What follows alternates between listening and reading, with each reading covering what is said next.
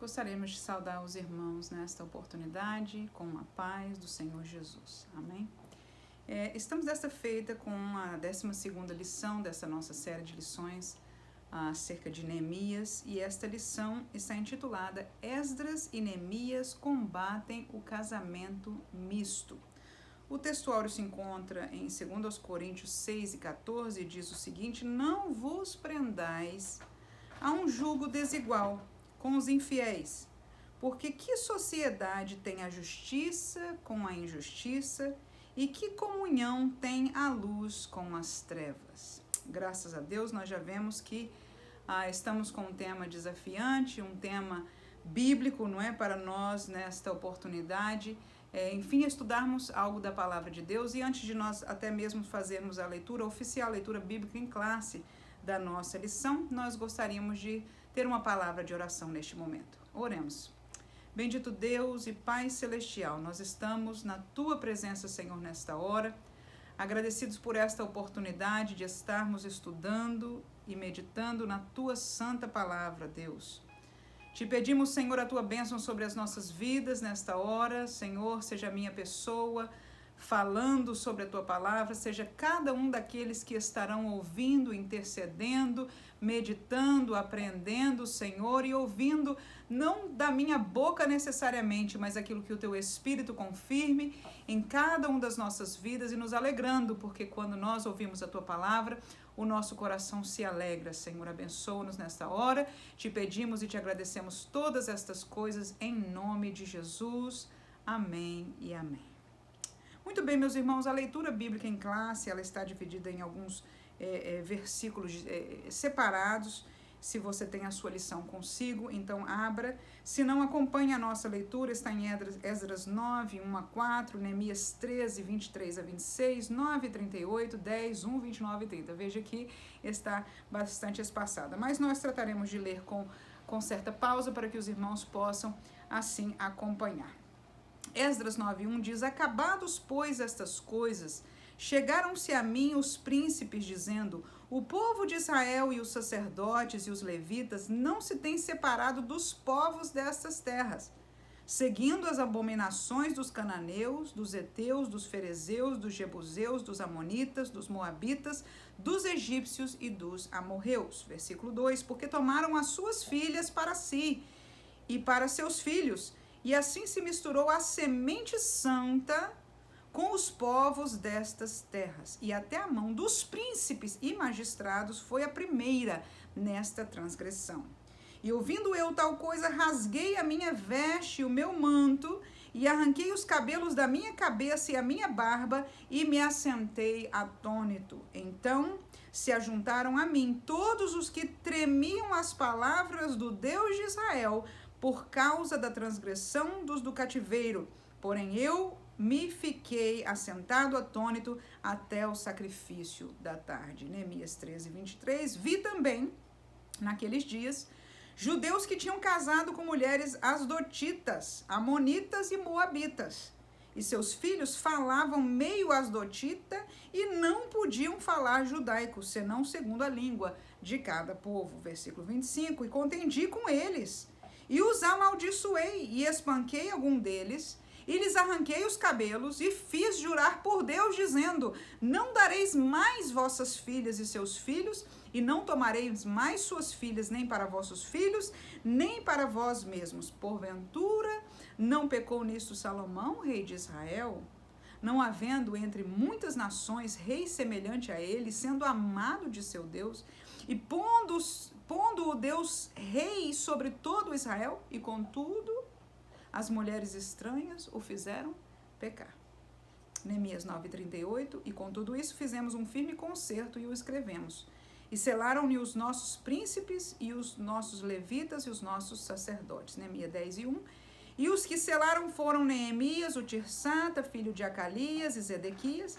Firmemente aderiram a seus irmãos, os mais nobres de entre eles, e convieram num anátema e num juramento de que andariam na lei de Deus, que foi dada pelo ministério de Moisés, servo de Deus, e de que guardariam e cumpririam todos os mandamentos do Senhor, nosso Senhor, e os seus juízos e os seus estatutos. E por último, o versículo 30 diz que não daríamos as nossas filhas aos povos da terra, nem tomaríamos as filhas deles para os nossos filhos. Amém? É até aqui a palavra de Deus nessa nossa leitura bíblica em classe, lição de número 12 para 20 de setembro de 2020, mais uma vez, Esdras e Neemias combatem o casamento misto. Muito bem, este título esclarece aquilo que nós lemos, não é? Neste texto bíblico, nestes textos bíblicos, de que ambos, Esdras e Neemias, encontraram o povo naquele momento de vitória, por que não dizer assim, de que eles estavam liderando o povo, não é, de volta do cativeiro, liderando o povo de volta ao Senhor, de volta a um tempo de vitória, não é? Mas eles encontraram de que o povo foi achado pecando contra Deus, dando os seus filhos em casamento a mulheres das terras que não eram da terra santa do Senhor, a moabitas, cananitas, enfim, nós lemos aqui de todas aquelas que eram idólatras, que não serviam ao Senhor, quando a lei de Deus era clara, e nós vamos nesta oportunidade ler o que Deus instruiu ao seu povo, para que, como disse a palavra que nós lemos, a semente santa do povo de Deus jamais se misturasse com a semente daqueles que não servem ao Senhor nosso Deus. Amém? Nós vamos olhar no contexto veterotestamentário, vamos olhar no contexto neotestamentário e fazer uma aplicação para as nossas vidas, a nossa realidade de hoje que nós vivemos, ano 2020, para a glória do nome do Senhor Jesus. Se você foi um dos que recebeu o nosso roteiro, nós dividimos esta lição em 3 tópicos. O primeiro tópico trataria-se da totalidade do casamento. O casamento é uma união entre um homem e uma mulher, e é uma união que nós colocamos neste tópico, que ela abrange o ser total do homem e da mulher. Portanto, você vai ver aí no primeiro subtópico, é uma união que envolve a carne. No segundo subtópico, uma união que envolve a alma. E no terceiro, uma união que envolve o espírito. Neste caso, o espírito com E minúsculo, porque é o espírito do homem e da mulher que envolvem-se nesta totalidade do casamento. Se você quiser e puder abrir comigo a palavra de Deus em Gênesis capítulo 2 e versículo 24, é o primeiro versículo que nós colocamos para este primeiro subtópico de uma união que envolve a carne. Gênesis capítulo 2 e versículo 24, a palavra diz, texto bem conhecido nosso: portanto deixará o varão o seu pai e a sua mãe, e apegar-se-á a sua mulher, e serão ambos uma carne. Mateus 19, 6 reenfatiza esta verdade com algo adicional. Mateus capítulo 19, versículo 6, o Senhor diz o seguinte, Jesus dizendo agora, assim, não são mais 2, mas uma só carne. Portanto, o que Deus ajuntou, não separe o homem. Amém? Então, nessa primeira instância, nós queremos nos lembrar daquilo que é o mais óbvio, daquilo que todos nós conhecemos, de que o casamento é uma união na carne. Um homem e uma mulher moram juntos, eles podem agora ter relações sexuais livremente diante do Senhor, não há impedimento, e, portanto, neste nível de união, o Senhor fez essa colocação de que são ambos, então, uma só carne, não é? Sentem na carne, e podíamos até fazer um paralelo, não é? Quando Paulo já fala acerca da realidade do corpo de Cristo, né?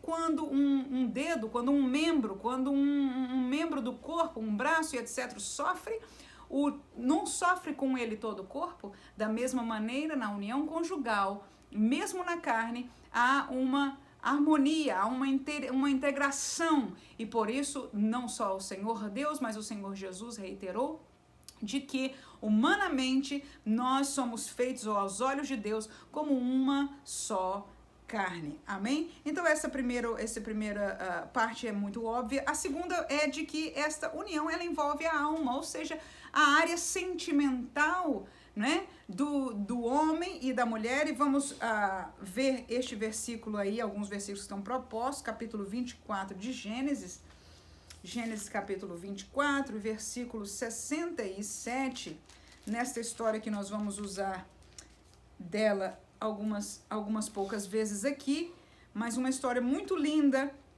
de fidelidade e de um casamento preparado por Deus. Capítulo 24 de Gênesis e versículo 67 diz a palavra, e Isaac é o finalzinho, né, dessa história de amor, dessa história romântica, linda da palavra de Deus. Capítulo 24, versículo 67 diz, Isaac trouxe-a para a tenda de sua mãe Sara, e tomou a Rebeca, e foi-lhe por mulher, e amou-a.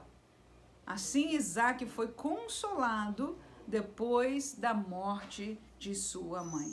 Veja aí que a união de Isaac agora com a sua nova esposa, né? Essa esposa, nós vamos falar um pouquinho mais de detalhe, mas que acaba de chegar montada no seu camelo de uma terra distante, da terra que Deus, Abraão, seu pai, pediu para trazer ela para ele, para o seu filho, né? Agora chega esta princesa para Isaac, então ele a toma por mulher e a sua alma não só é alegrada, mas diz a palavra, inclusive, consolada, não é? Pela morte de sua mãe.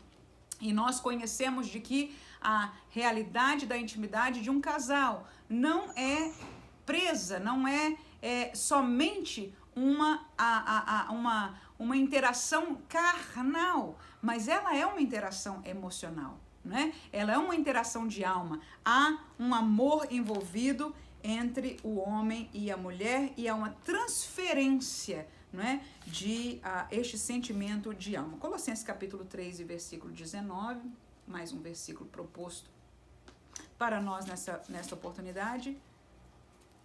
Glória a Jesus. Colossenses capítulo 3 e versículo 19, a palavra de Deus diz o seguinte, vós maridos, recomendação do apóstolo, amai a vossa mulher e não vos irriteis contra ela. Então essa proposta do Senhor, através do apóstolo Paulo aos homens, aos maridos, é de não esquecer, né, deste vínculo de alma que é parte do casamento. E você vai ver ainda num exemplo que nós deixamos por último, de Atos dos Apóstolos, capítulo 5, e se você lembrar comigo, essa foi a história de Ananias e Safira, um casal que diz a palavra de Deus no versículo 2, e reteve parte do preço. Por que não vou ler o primeiro e o segundo para termos o contexto? Mas um certo varão chamado Ananias, com Safira, sua mulher, vendeu uma propriedade e reteve parte do preço, sabendo-o também sua mulher, ou seja, eles coadunaram. E levando uma parte, ou seja, não a totalidade, a depositou aos pés dos apóstolos. Nós conhecemos esta história e sabemos que eles ali pecaram não porque deram menos, mas porque tentaram, como disse o próprio apóstolo Pedro, enganar, mentir ao Espírito de Deus. E isto foi aí que eles pecaram, e naquele mesmo dia, você pode se lembrar dessa história, de que ambos pereceram. Mas aqui nos prova de que as emoções, as prioridades dentro do casamento, elas são compartilhadas. E neste caso mesmo, Ananias e Safira, seguro, eles queriam juntos, não é, nesta união de alma, fazer algo positivo.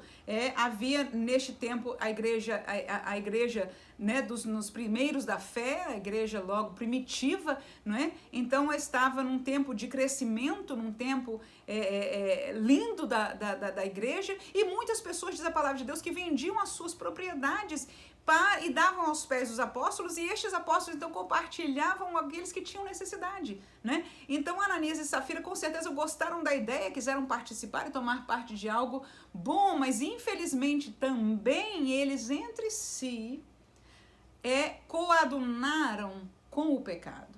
E volto a dizer, o pecado deles não foi reter uma parte, porque o apóstolo Pedro mesmo disse, se vocês quisessem ficar com tudo, não era vosso.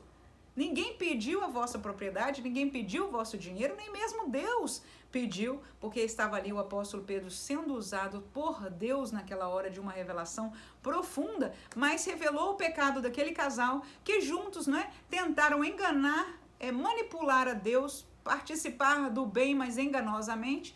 E ali, então, o testemunho dele ficou não só para a igreja daquele tempo, mas até hoje para nós. Mas assim nós vemos claramente de que a união matrimonial, ela envolve a carne e ela envolve também a alma. Mas por último, ela envolve também o espírito do homem e da mulher. Primeiro livro dos Reis, capítulo 11.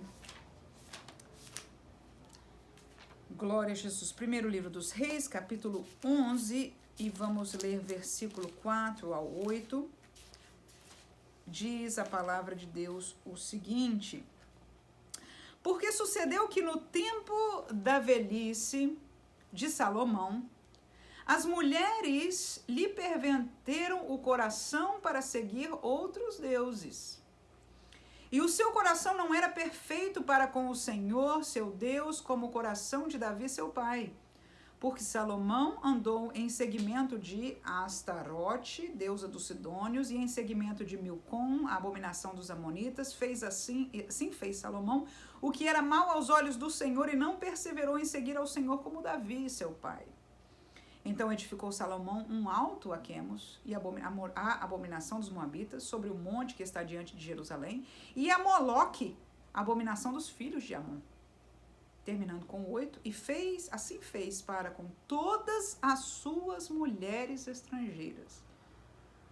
Meu Deus, as quais queimavam incenso e sacrificavam aos seus deuses. Veja de que quando nós lemos ao texto da leitura em classe, nesta oportunidade, o próprio Neemias lembrou aquele povo esta realidade de Salomão. Que exatamente porque se casou, se juntou em casamento, em matrimônio, com mulheres estrangeiras, mulheres que serviam a outros deuses, mulheres que não eram dos filhos de Deus, não é? Então o seu coração se perverteu. E quando a pessoa menos esperou na sua velhice, você olhou para a vida de Salomão e aqui está. O panorama, ele já tinha feito imagens, altos, ou seja, lugares de adoração para cada uma das divindades das suas diferentes mulheres, e aquilo foi um pecado horrendo e uma mancha, uma mácula para o reinado daquele rei que recebera tanto da parte do Senhor. Portanto, você veja de que apesar que seja uma união da carne e da alma, há algo espiritual, porque a palavra diz de que essas mulheres perverteram o seu coração. Muitos podem dizer, não, eu sou e serei fiel ao Senhor. Não haverá nenhuma, não vou ser corrompido. Mas eis aqui o que a palavra de Deus nos diz. Um rei como foi Salomão. O que aconteceu com ele durante o seu reinado. Segundo aos Coríntios, capítulo 6 e versículo 14. Segunda carta de Paulo aos Coríntios, capítulo 6 e versículo 14. Diz a palavra de Deus: não vos prendais a um jugo desigual com os infiéis. Porque que sociedade tem a justiça com a injustiça? Mas mais claramente no contexto espiritual, veja a pergunta próxima. E que comunhão tem o quê? A luz com as trevas. Portanto, irmãos, através deste versículo, nós vemos de que a união matrimonial entre alguém que é do Senhor, que é da luz, quando você se junta com alguém que não pertence ao Senhor, não pertence ao reino de Deus, ele pertence o quê? Às trevas, ao outro reino. Não existe reino do meio, não existe alguém que não pertença a reino nenhum, não, simplesmente não existe. Amém? No contexto bíblico da palavra de Deus, ou alguém é ímpio, ou ele é santo, ou ele é luz, ou ele é trevas, ou ele obedece, teme a Deus, ou ele obedece, serve ao inimigo de Deus, ao inimigo do povo de Deus, a Satanás. Portanto, aqui a palavra de Deus nos recomenda, nos exorta a não nos prender. E que prisão, entre aspas, não é maior do que o casamento? Quando nós colocamos o símbolo, né, de uma aliança sem emendas, não é? Que nós falamos de união, aqui está o símbolo desta prisão. Não uma prisão forçada, mas uma prisão de alguém que se comprometeu de coração, não é? A ser fiel, a estar junto. Fazemos promessas até a morte, até que a morte nos separe, não é? Então não vos prendais, disse a palavra de Deus, não é? Há um jugo desigual, porque que comunhão há entre alguém que pertence ao reino da luz, alguém que é luz, alguém que exala, que emana, melhor dizendo, a luz do Senhor e as trevas. Glória a Jesus. E por último, Neemias capítulo 13 e versículo 26. Glória a Jesus. Neemias capítulo 13 e versículo 26. Um segundo para que nós achemos aqui na palavra de Deus, 13, 26, a palavra diz, porventura, aquele texto que nós lemos, né, na nossa lição, não pecou nisso Salomão, rei de Israel, não havendo entre muitas nações rei semelhante a ele. E foi, não é, irmãos? Que glória que deu o Senhor a Salomão. E sendo amado de Deus, e pondo o Deus rei sobre todo o Israel, e contudo, olha aí, olha a verdade, olha aí a verdade. E contudo, as mulheres estranhas o fizeram pecar. Então nós vemos neste tópico, na totalidade do casamento, que o casamento, ela é uma união de carne, claro, sim. Mas ela é uma união de alma, mas ela também é uma união de espírito. Há uma permeabilidade espiritual. Amém? Segundo tópico, nós falamos sobre os julgos desiguais no casamento. Por que dizemos julgos desiguais quando a palavra que nós lemos, não vos prendais a um julgo desigual? Porque o contexto deste texto, e eu posso até voltar a ele, segundo aos Coríntios, capítulo 6, e você, se puder, volte comigo também, capítulo 6 e versículo 14.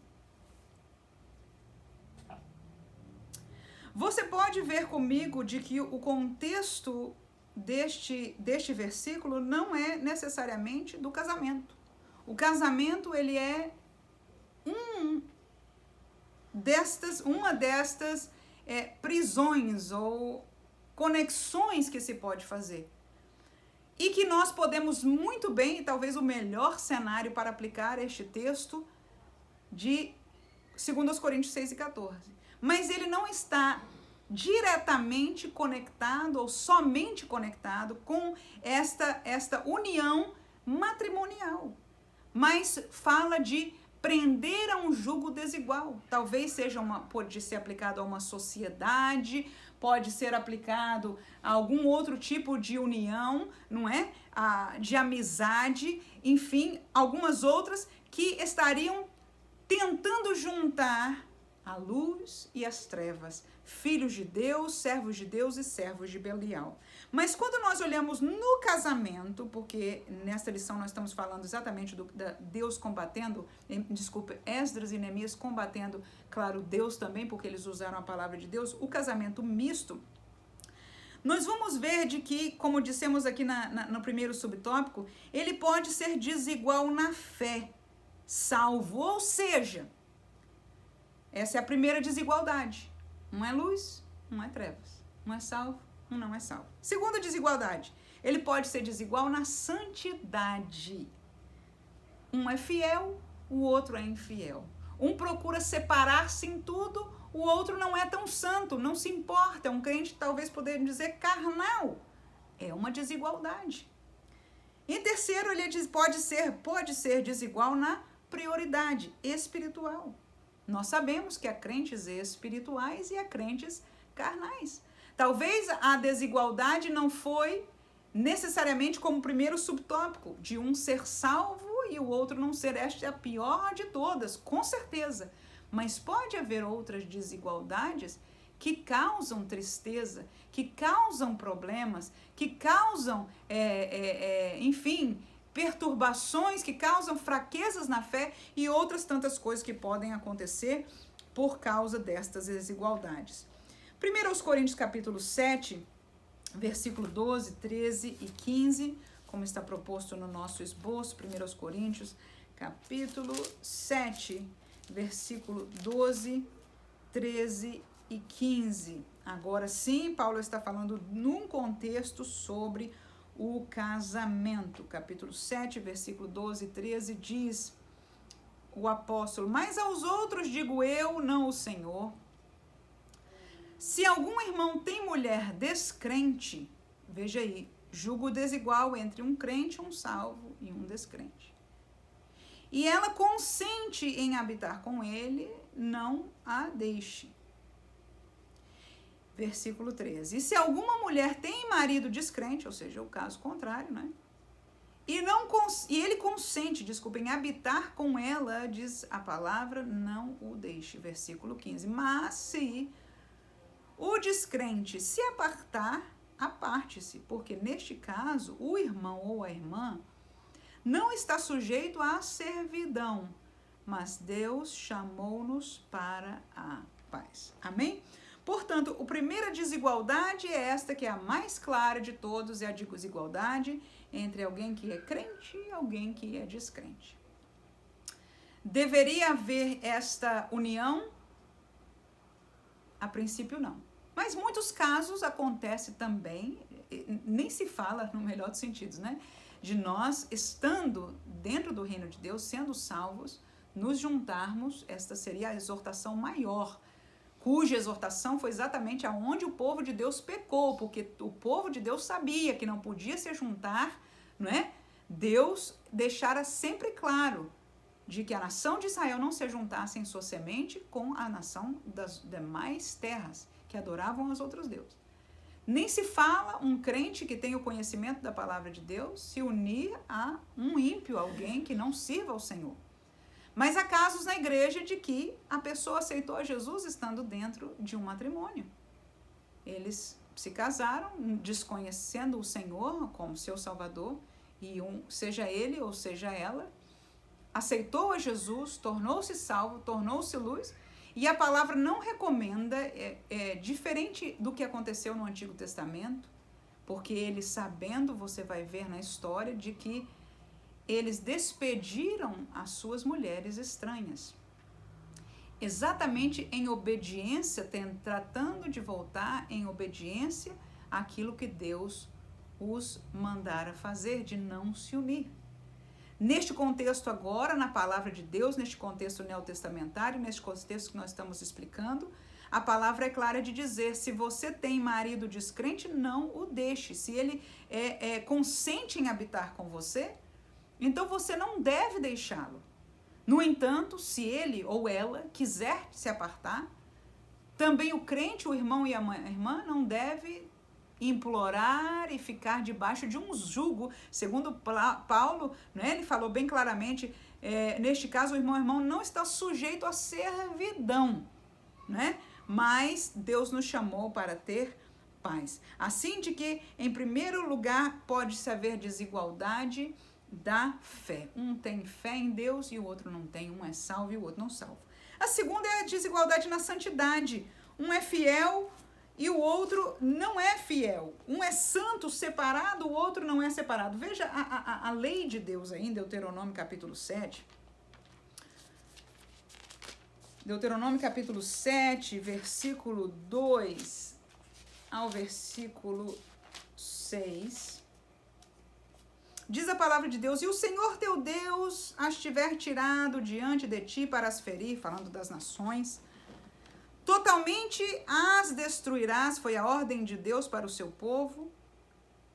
Não farás com ela conserto, nem terás piedade delas. O povo de Deus em relação aos cananeus, ok? Versículo 3, veja aí. Nem te aparentarás com elas, não darás tuas filhas a seus filhos, e não tomarás suas filhas para teus filhos, pois elas fariam desviar. Olha aí como Deus está nos instruindo. Veja, irmão, que beleza. Porque muitas vezes nós dizemos: eu não vou me desviar.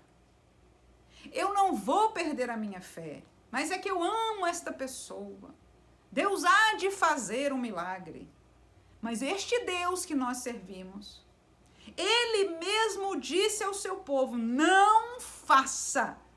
Porque veja aí, elas fariam desviar teus filhos de mim, disse o Senhor, tá aí, para que servissem a outros deuses, e a ira do Senhor se acenderia contra vós, e depressa vos consumiria. Porém, assim lhes fareis, derrubarei pelo contrário, derrubareis os seus altares, quebrareis as suas estátuas, cortareis os seus bosques, queimareis as fogos as imagens de escultura, versículo 6 e último neste contexto, porque povo santo és ao Senhor, é isto que nós somos.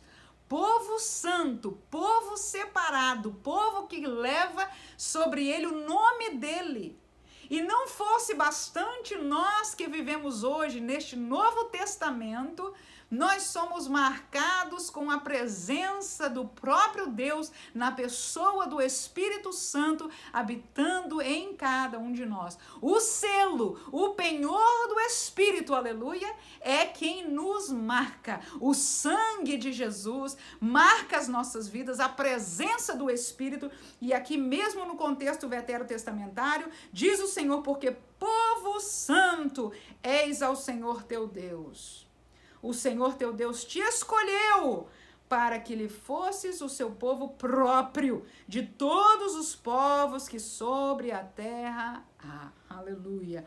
Portanto, meus irmãos, quando nós nos prendemos a um jugo com alguém que não se separa, que não é fiel, que não tem a mesma dimensão de obediência que nós temos, há uma desigualdade. E, infelizmente, isso pode acontecer até no meio dos crentes, no meio até da igreja, principalmente no meio da igreja local, porque a igreja local, ela é aquela que recebe a todo tipo de crente, ao crente carnal, ao crente espiritual, ao crente moderno, ao crente, e isso é palavra, não é que não existe essas coisas, ou é crente, ou é fiel, ou não está fiel, ou como a palavra diz, né, é carnal ou espiritual, mas se usa hoje é moderno, é isso e etc. A questão é, são obedientes à palavra de Deus, teme a palavra de Deus, é fiel, é santo, separado das coisas do mundo,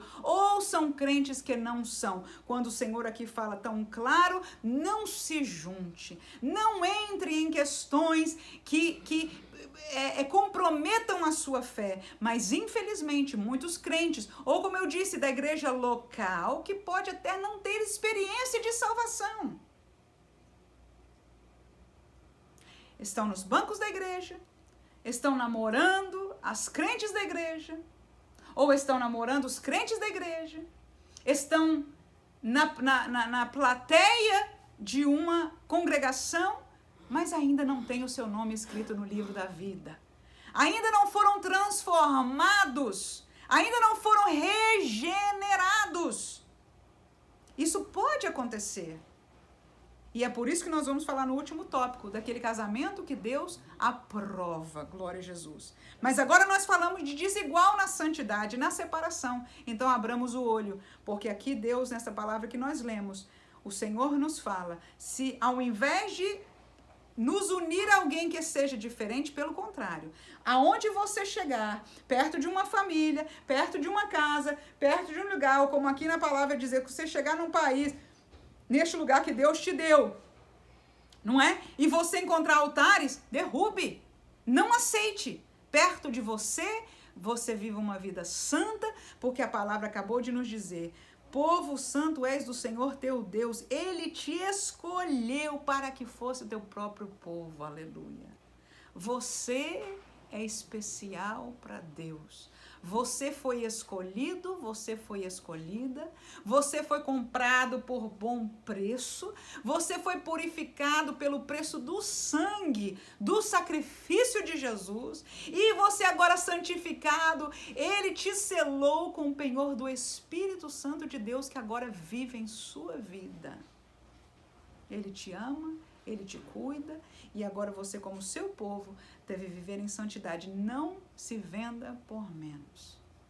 Se em algum julgo você olhou, se você olhou para alguém, se você observa alguém, se você tem interesse em alguém, no casamento ou até mesmo numa sociedade, numa amizade, por favor, olhe a santidade, a separação, a obediência, porque que comunhão teria se este irmão ou esta irmã, e pode até ser, porque é carnal, não necessariamente, pode até ser salvo, mas infelizmente não está no altar, está vivendo uma vida carnal, está enganado por mensagens inúmeras que se escutam que não estão em regra com a palavra de Deus.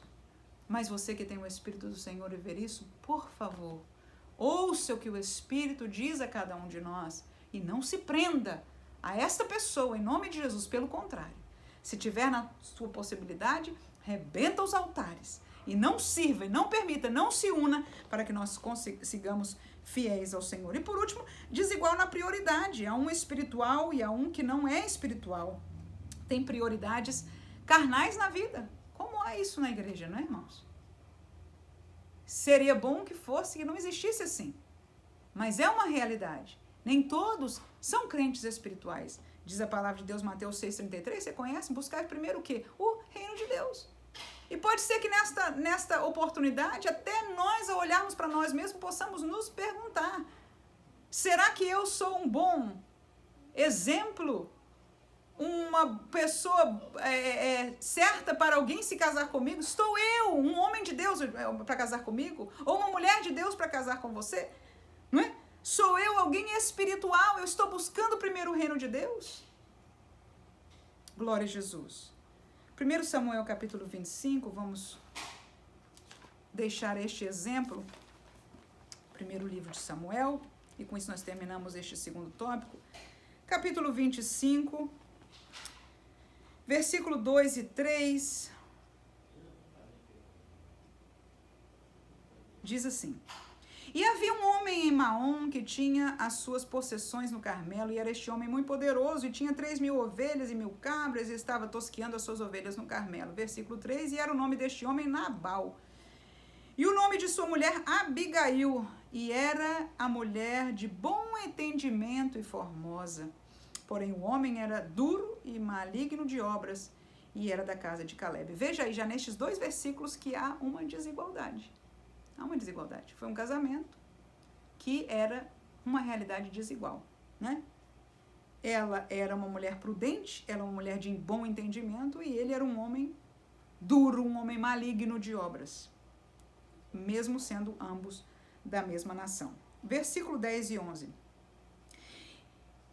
E Nabal respondeu aos criados de Davi e disse: Quem é Davi? Quem é esse filho de Jessé? Muitos servos há hoje, e cada um foge a seu senhor. Tomaria, pois, eu o meu pão e a minha água e a carne das minhas reses, que degolei para os meus tosqueadores, e o daria a homens que eu não sei de onde vêm? Veja, esta foi a resposta que Nabal deu aos servos de Davi, que foram, em nome de Davi, pedir pão, pedir ajuda, num momento crucial que Davi necessitava, não é? Lutando pelo povo de Deus, então pediu ajuda a Nabal, e Nabal deu esta resposta louca. Versículo 23 e 24, diz: Vendo, pois, Abigail a Davi, apressou-se e desceu do jumento, e prostrou-se sobre o seu rosto diante de Davi, inclinou-se à terra, e lançou-se aos seus pés, e disse: Ah, Senhor meu, minha seja a transgressão, deixa, pois, falar a tua serva aos teus ouvidos, e ouve as palavras da tua serva. Você, se já ouviu essa história, conhece essa história, sabe que chegou ao conhecimento de Abigail a resposta louca de Nabal para Davi. E ainda chegou para ela: olha, Davi já está vindo furioso com o seu, já armou o povo, já disse: vou acabar com a família inteira, não vai sobrar um da família de Nabal. Então Abigail, com sabedoria, abarcou o seu jumento com tudo que Davi precisava, botou muitos presentes e saiu ao encontro, e você veja que ela se humilhou diante da pessoa de Davi. Versículo agora 32 a 35, e terminamos com isso este exemplo. Então Davi disse a Abigail, veja aí, Bendito o Senhor, Deus de Israel, que hoje te enviou ao meu encontro. E bendito o teu conselho, e bendita tu, que hoje me estorvaste de vir com sangue, e de que a minha mão me salvasse, porque na verdade vive o Senhor, Deus de Israel, que me impediu que te fizesse mal. Que se tu não te apressares e me não vieras ao encontro, não ficaria Nabal até a luz da manhã, nem mesmo o menino. Glória a Jesus. Então você veja de que Abigail tinha um sentimento espiritual. Abigail tinha uma visão espiritual. Abigail foi usada por Deus, irmãos. Eu não entendi que fosse tempo de nós lermos toda essa história. Se você quiser e puder, por favor, o faça. Está aí no capítulo 25 de 1 Samuel, e você vai ver a sabedoria e o discernimento espiritual de Abigail, irmãos. Naquilo que ela falou a Davi, ela foi, irmãos, de uma sabedoria extraordinária. E não foi por causa disso que Davi disse a ela: bendita a palavras que você está falando, bendita és tu que vieste ao meu caminho, que me impediu de pecar, de fazer justiça com as minhas próprias mãos. E olha, irmãos, quando nós não fazemos com as nossas mãos, Deus faz. Porque logo depois você vai ver a história de que Nabal teve a sua vida ceifada pelo Senhor. Porque a nossa justiça deve ser do Senhor. Mas bendita, disse Davi, és tu, porque me impediu de fazer o mal, que eu viesse com sangue nas minhas mãos, e tu mesmo seria uma das que morreria, né? Então veja, quando há uma desigualdade espiritual, a família pode sofrer. E mesmo que Abigail tenha salvado a situação, houve um sofrimento, houve uma mácula.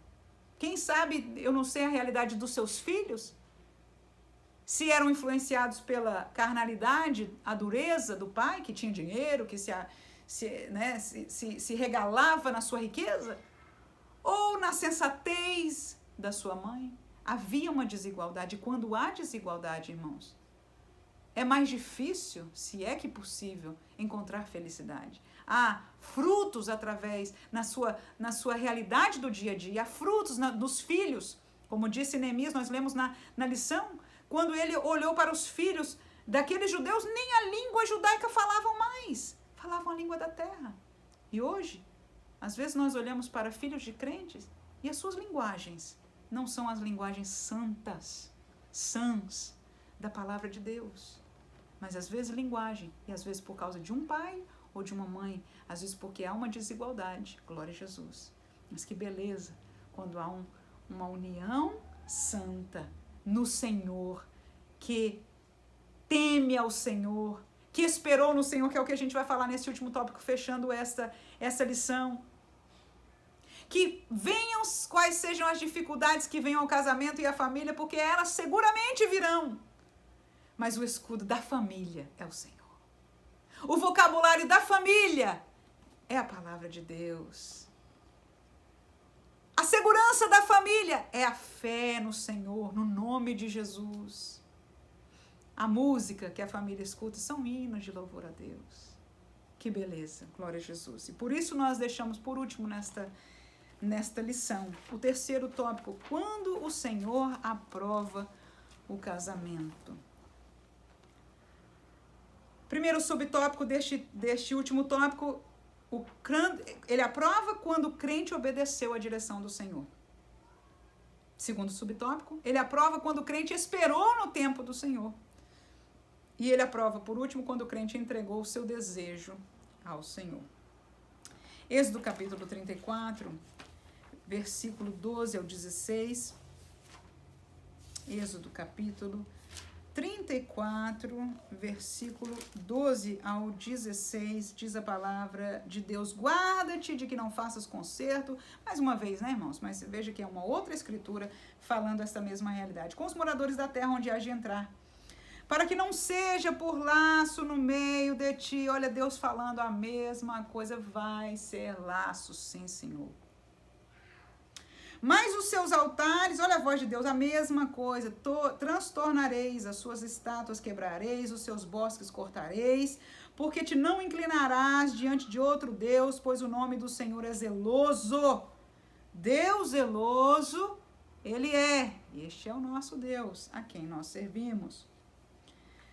Versículo 15, para que não faças concerto com os moradores da terra e não se prostituam após os seus deuses, nem sacrifiquem aos seus deuses.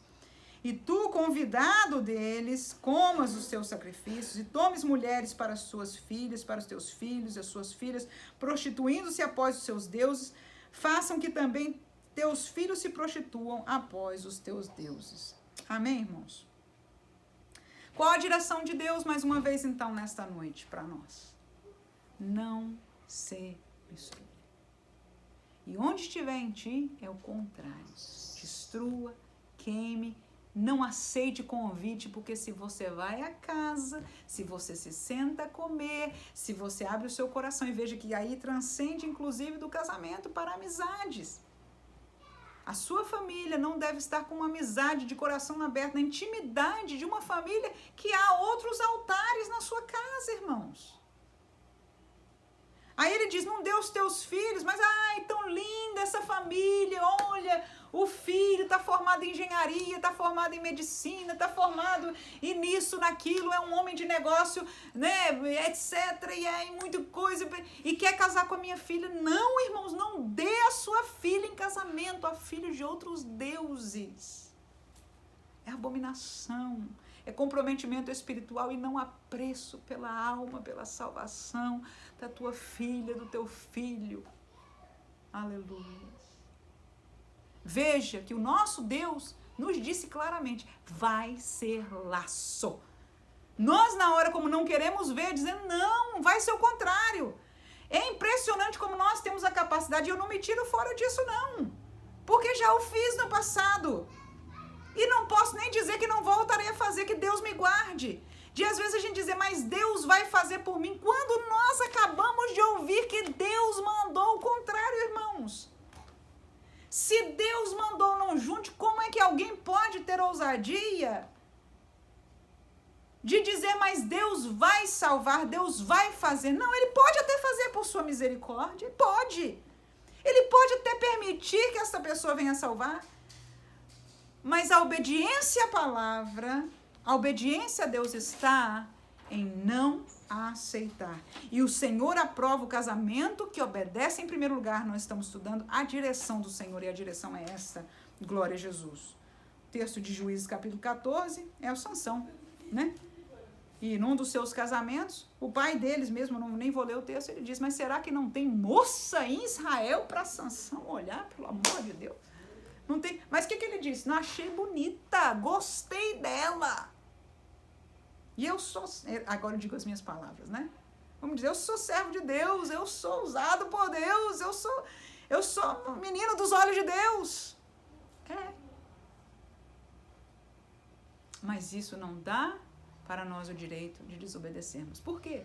Porque aí o casamento não é o casamento aprovado pelo Senhor.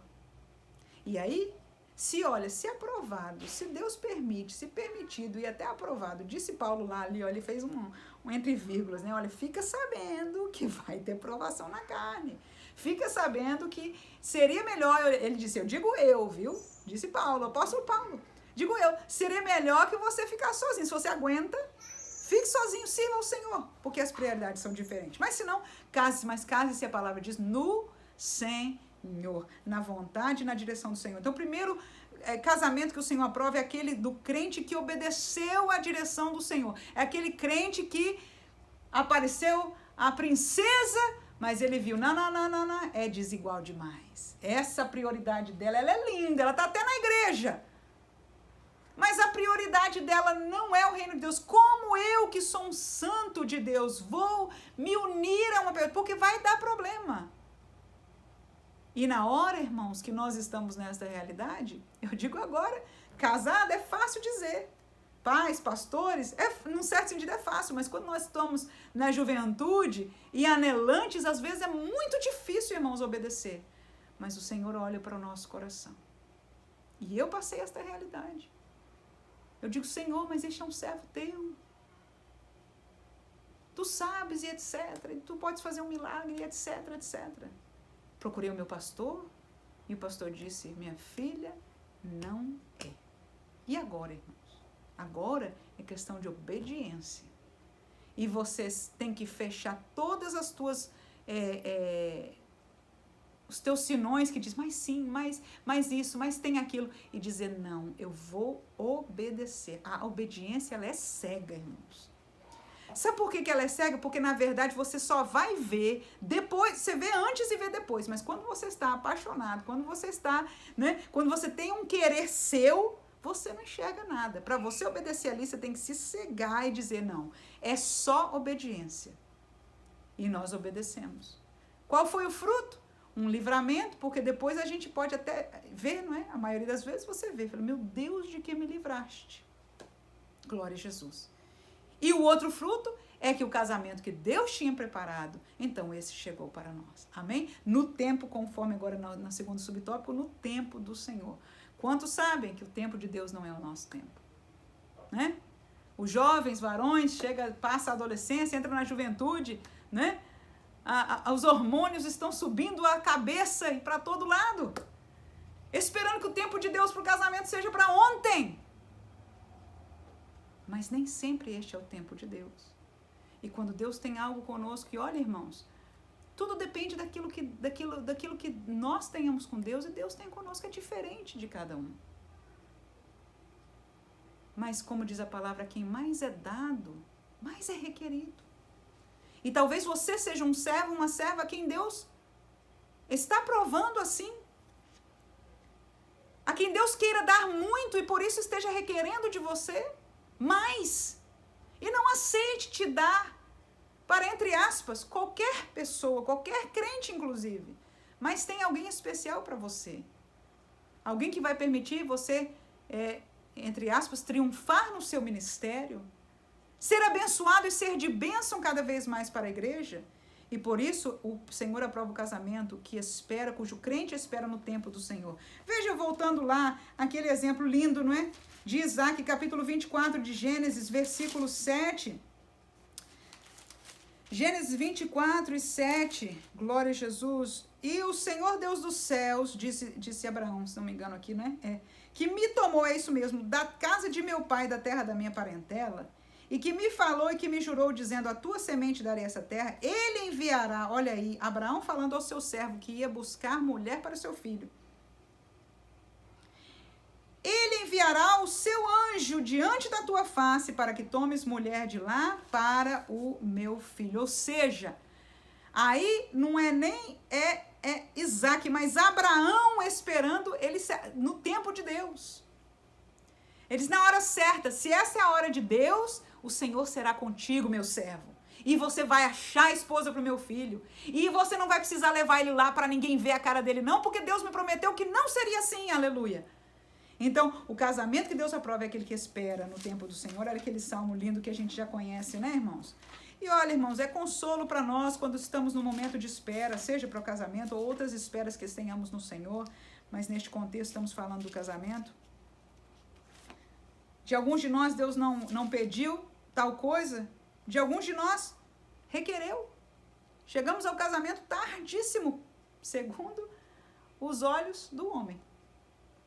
Porque o tempo e o casamento que Deus aprova é no tempo de Deus. E, diga-se de passagem, Isaac já não era um jovenzinho. Você olhar aí a idade que a mãezinha dele faleceu, né? E ela o teve, não é? Foi com 90 anos. Então, faça as contas aí. Ele já não era assim tão jovem, né? Capítulo 27 de Salmos, deixamos essa palavra de consolo, de fortaleza espiritual para cada um que tenha que esperar no Senhor. O salmista diz, espera no Senhor, anima-te, e Ele fortalecerá o teu coração. Espera, pois, no Senhor. O casamento que o Senhor aprova é de um crente que entregou o seu desejo ao Senhor. Deus é um Deus de amor. É um Deus que diz, eu me importo com o teu desejo. Com aquilo que você deseja no seu coração, Ele se importa. Ele tem a vontade dele, mas se você desejar algo, Ele considera. E Ele quer dar para você o que é melhor. Amém?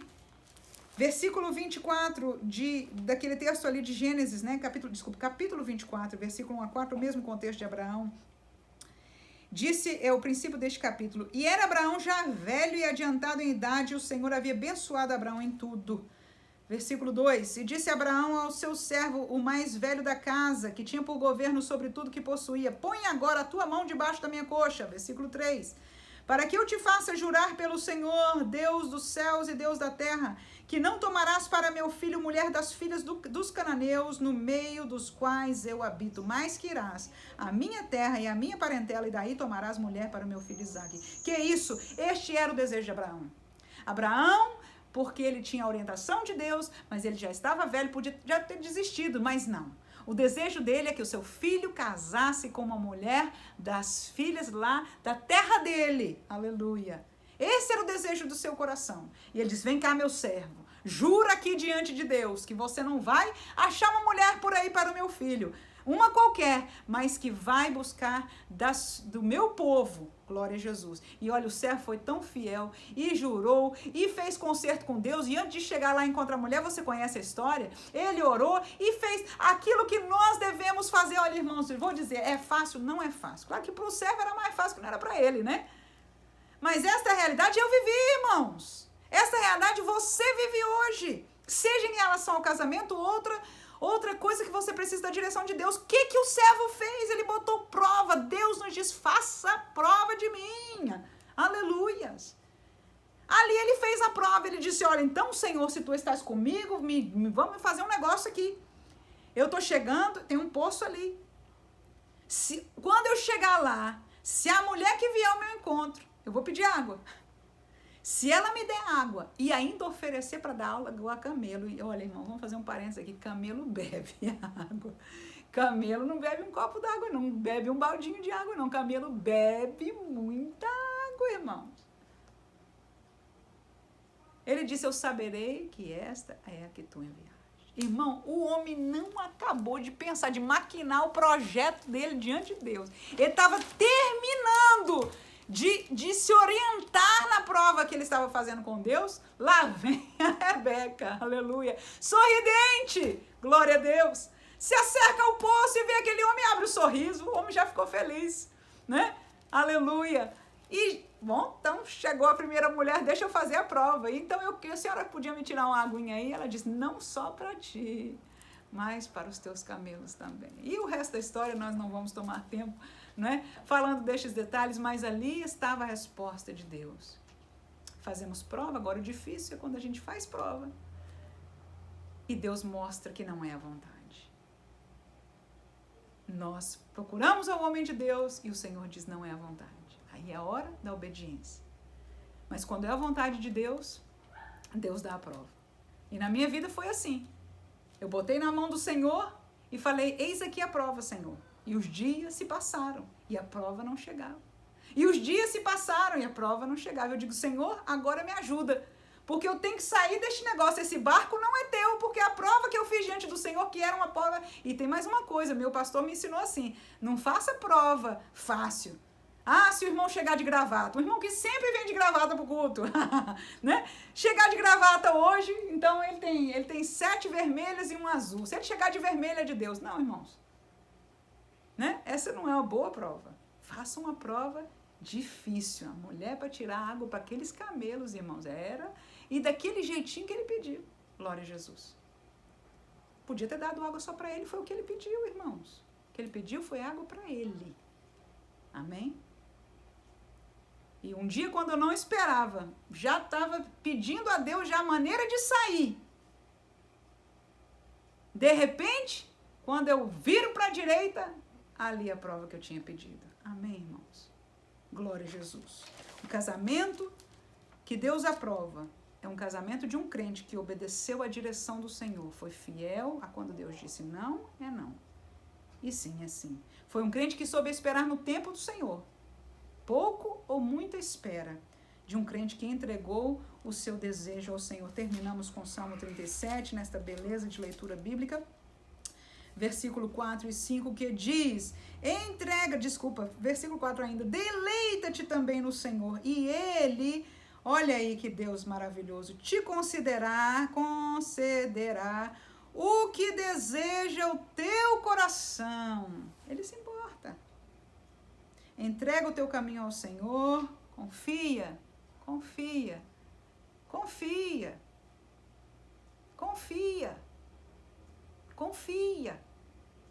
Confia nele. E ele tudo fará. Que Deus ricamente abençoe a cada um de nós, que nessa oportunidade assim, meditou na palavra de Deus. A paz do Senhor a todos em Cristo Jesus.